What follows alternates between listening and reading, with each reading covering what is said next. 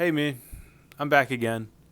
I didn't think I would be, but I had a very productive conversation today, and I just wanted to note it because I felt the spark. I felt the spark today.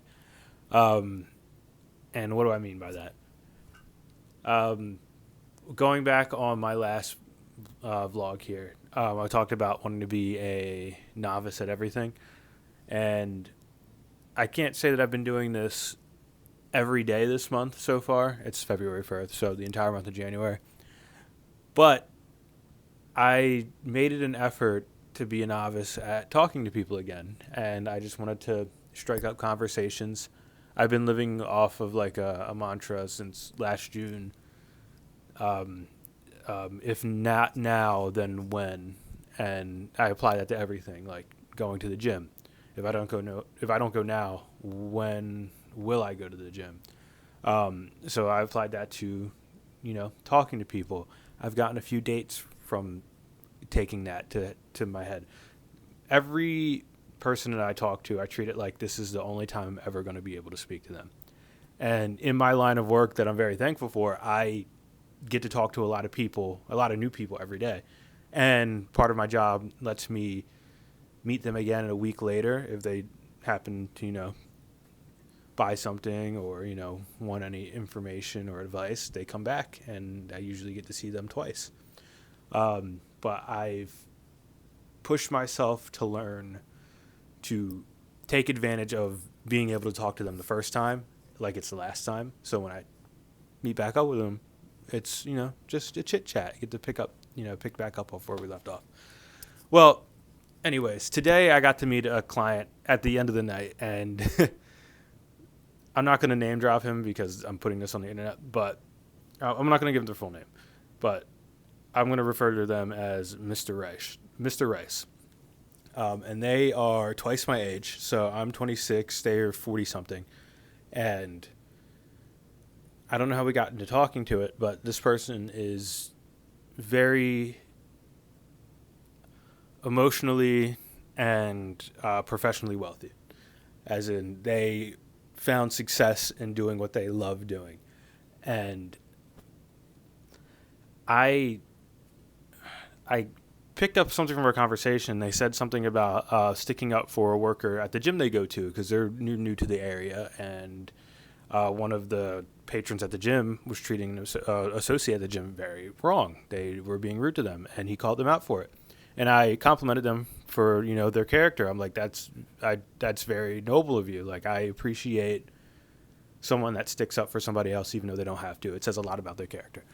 And we got into talking, and I asked like, oh, what do you do? And they kind of delved into what they do professionally, and they asked me my age, and they're like, yeah, it's like, you must love what you're doing, like, or like, just, keep doing at what you're doing. It's like, you need to find a way to live off of what you love doing. And they mentioned something about my profession is like, is this what you love doing? And I said, no, I make rugs and I work with textiles, like planting plants. I do that as my side hustle. And they stopped me there and they said, no, you should say that's your career. If you're in this field of work and you don't want to be here long term, then this isn't your career. You can make a career out of it, but this isn't your career. You should do what you want to do. To be truly happy, you should make a career out of what you do and what you love. But don't make it feel like a job. Make it feel like it's something that is making you a whole person. And that gave me, a boost. Like, you can watch a video online and, hear information from these like motivational speakers. But it's something when you've initiated conversation and you're like, you're getting to know the person you're talking to, and you find out that like they have so much inspiration to give you. And I found out from this person that they're not a motivational speaker, but they're a career coach in the field that they work in. And they were talking about how they loved when they got into this career, but they were working for somebody or some other corporate entity, and they loved it, but they realized that instead of this corporate power pushing them to do what they love as a job for them, they ended up using Mr. Rice as a stepping stone for new hires. So everybody that was going to Mr. Rice was getting trained and going above them. And they quit. And they're telling the story from, looking back in the lens around my age is when they were doing this. And yeah, so it kind of struck me. I was like, wow, this person's lived such a, learned a lot of lessons about my age. And, I've luckily have had successful, endeavors in my past. And I'm at a point now where I really connected with them. They said, yeah, they left their job. They couldn't find work.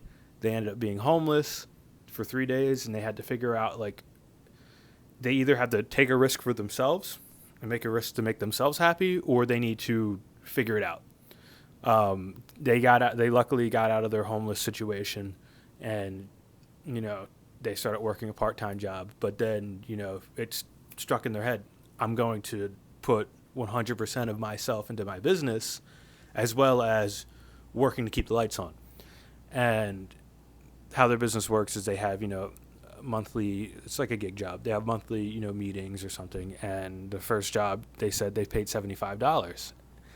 And Mr. S remembers, like, this was the biggest moment. It's like, I only made $75. They bought me a sandwich, but I felt whole. Like, I felt like I was doing something that made me feel whole.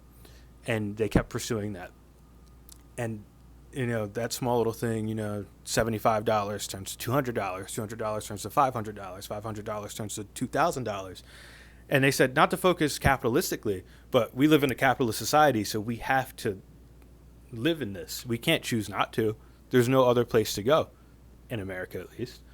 And, that struck with me. It's like, if I'm going to make money, I might as well make money doing what I love. And if I'm not doing that now, I should strive to get there so I can unlock personal happiness. And it's not about the money. It's about doing what I love, and the money is sort of like a consolation of the appreciation, the community's giving me back. And that struck a spark in me. Like, I feel like I'm running on a tangent, but that's all I wanted to share. I think I'm just going to turn this channel for myself again into like a little vlog. I'm probably not going to watch this video again, but I needed to get this thought out here because I feel like if I were to watch this in the future, it would just kind of get the thoughts rolling in my head. But yeah, I got to write this down. Like I'm obviously leaving things out, but I'm going to, after this video, I'm going to just journal. Today's February 1st, 2026. Check that date in the journal. You'll be able to find all information unredacted. Good. All right. Until next time. Thank you.